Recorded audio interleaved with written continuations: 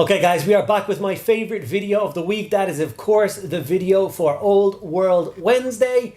And we are still on the High Elf Shrine, as High Elves are still the newest army out for the Old World. A lot of people will be collecting them right now, so I want to help you guys out by making some videos for them. So we currently now, after today's video, have 5 videos out for High Elves, as you can see here. So I'm really excited to bring this extra one to you. So it is the new, I can't even say her name properly, Ishaya Vess.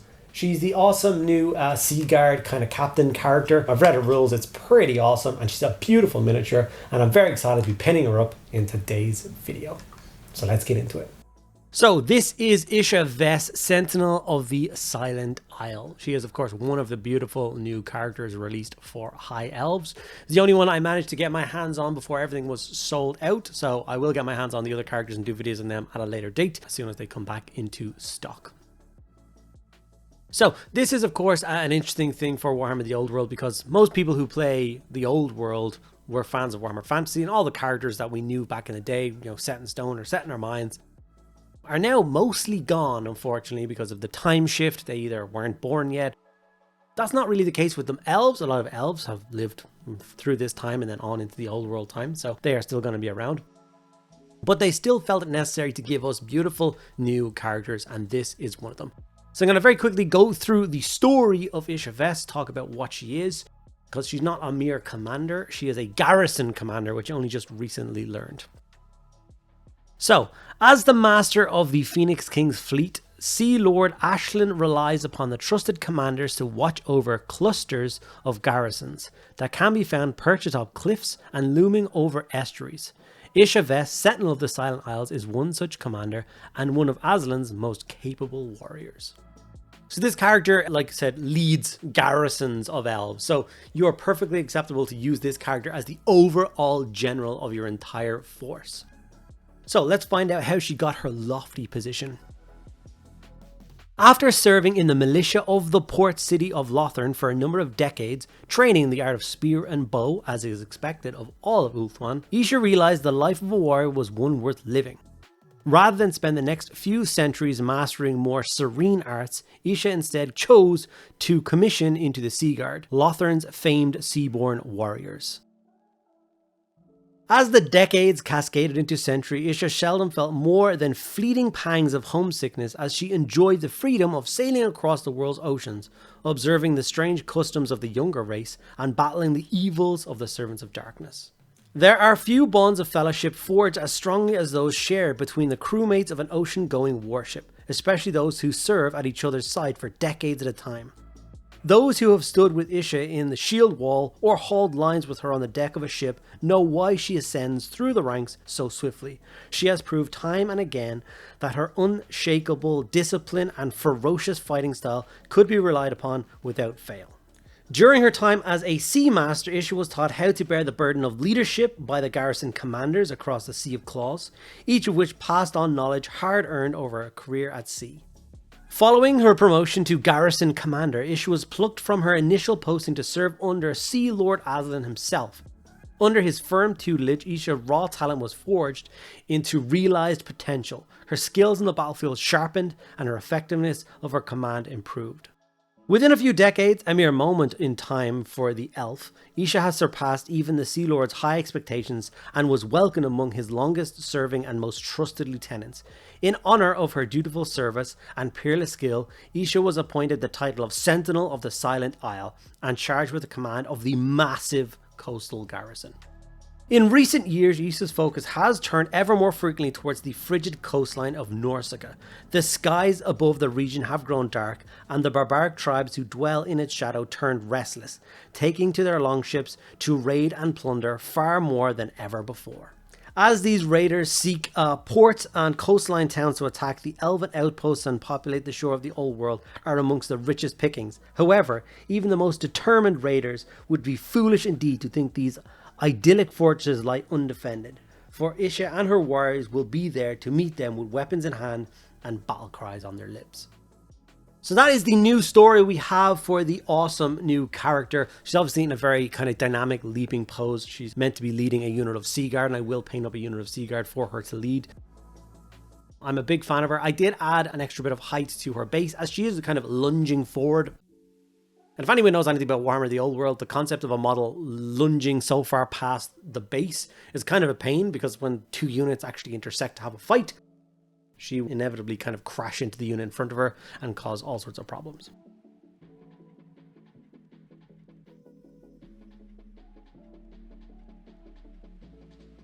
Okay, let's very quickly talk about what her stat line is like. As she is an elven lord, her stat line is nothing to be kind of dismissed. Movement 5, weapon skill 7, of course, because she's an elf. Bliss skill 7, which is amazing because she got a bow. Strength 4, toughness 3, 3 wounds, initiative 7, very fast as per usual, 3 attacks, leadership 9, and 170 points. So she's not cheap by any means. She does carry a special spear, which gives her +1 strength, means she'll have be strength 4 in combat. She has -2 AP and armor bane 1 plus magical attacks. So she is well versed at attacking heavily armored foe and tearing them down.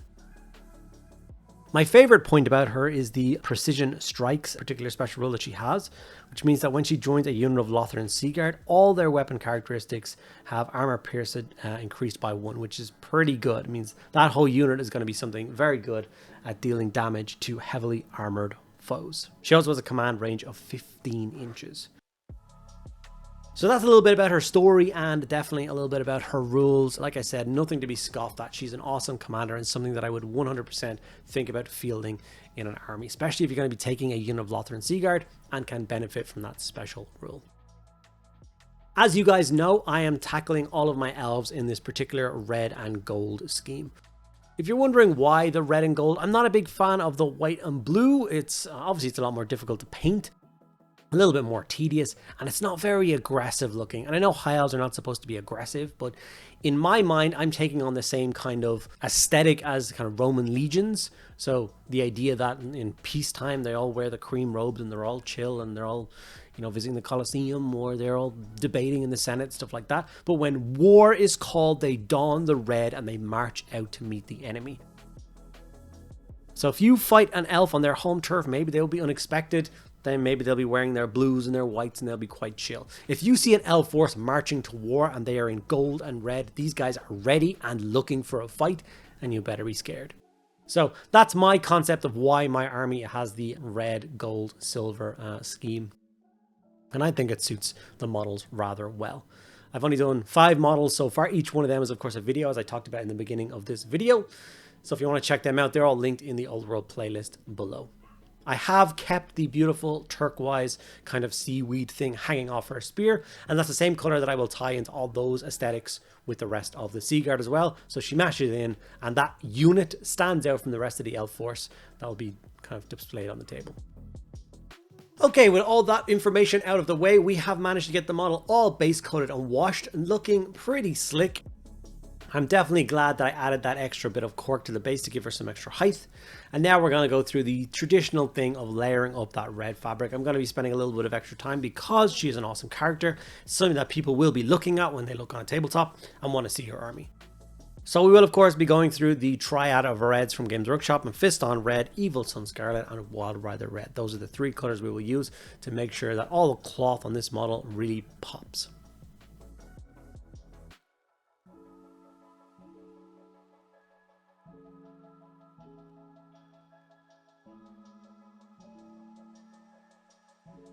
Of course, keeping the shield off the model, I have just glued it to a spare bit of sprue and super glued that to a painting handle so that I could easily access it.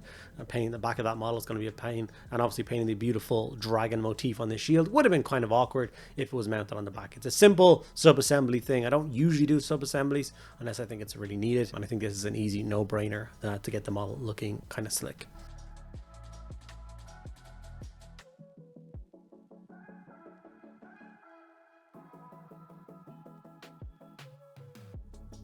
I am also really sorry if you're hearing a background thud to this video. It is not a technical glitch. There is heavy machinery working on the roads outside, and the banging has been consistent for a couple of days now. So if you are picking that up in the audio, I do apologize if that's annoying to you. There's nothing I could do. These guys work all day and all night, and it's kind of driving me insane.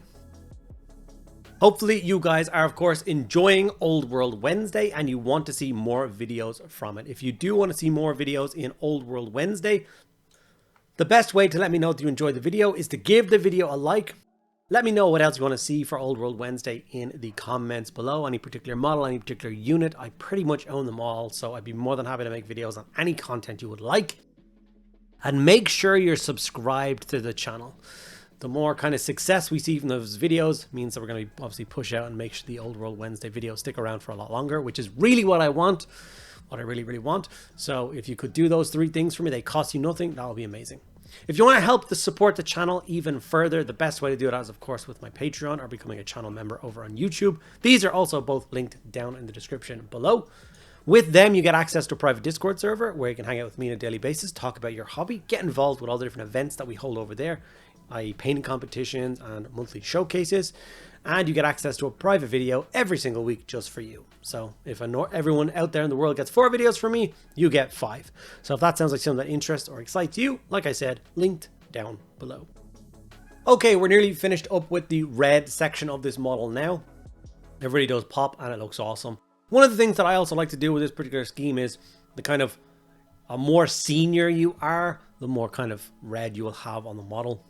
Because this is a lord, she will have quite a lot of it. You know, the dragon lord that we did last week, he had obviously a lot of red on him as well. Obviously taking my time with this shield and the last highlight of the red. This is really where I'm going to make all those kind of edge details really sharp. Make sure that the design of the dragon really pops and it looks awesome. Looking swish so far. Now we're just going to work up those black areas, and for this we're just going to be using a single coat of Corvus black. There's not a lot of black to this particular model, but the kind of thigh-high boots that they wear, obviously they're like waders, keeping their feet dry. The inner shield areas, the eye patch, the kind of shaft of the spear, those kind of bits and pieces. We're just going to have a very quick, simple highlight with this color on those areas.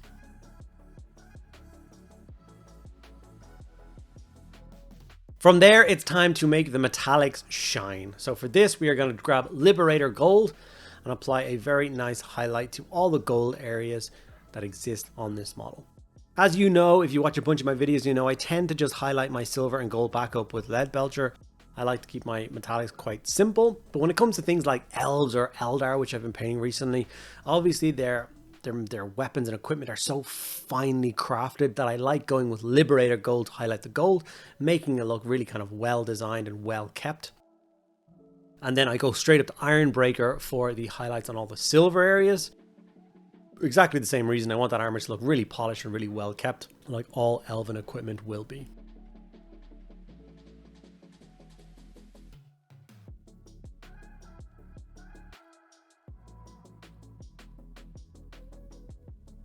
Obviously taking my time with the layering of the Ironbreaker because I have to go in between each and every one of those scale mail panels and just kind of paint the middle of those to make it pop. Obviously the head of the beautiful trident. And some other details of his greaves and chest armor and stuff like that.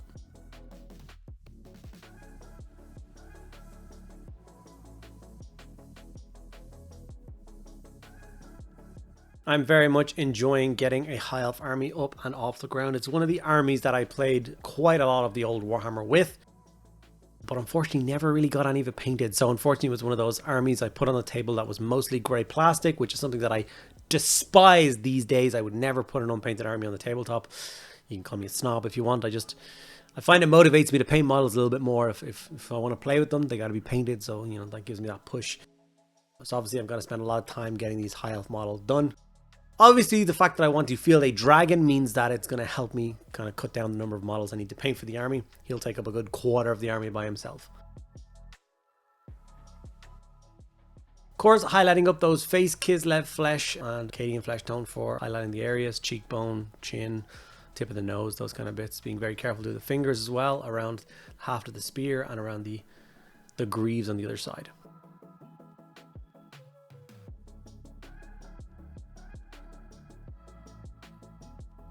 I actually grabbed some 2 thin coats of paints for highlighting these particular sections, and for full transparency it was Cursed Blue and Raygun Glow.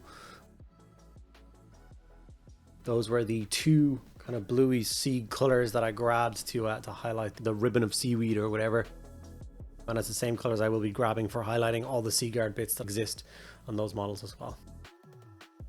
Honestly, I don't know which would be the probably Azram Blue or something like that, but I wish the Games Workshop triads were kind of laid out a little bit easier to understand. Maybe I would use them a little bit more. But this is just one of those final details. I really wanted this kind of extra color, this extra splash of color to really stand out. It is almost like the badge of office for a Sea Guard.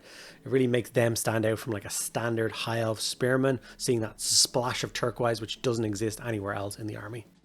Here is the beautiful finished product. I cannot be happier with how she turned out. I'm very excited to bring you guys more videos, especially on the High Elf releases in the very near future. Hopefully you guys enjoyed this. If you did, do all those things I said earlier in the video, and I hope you're looking forward to next week's video.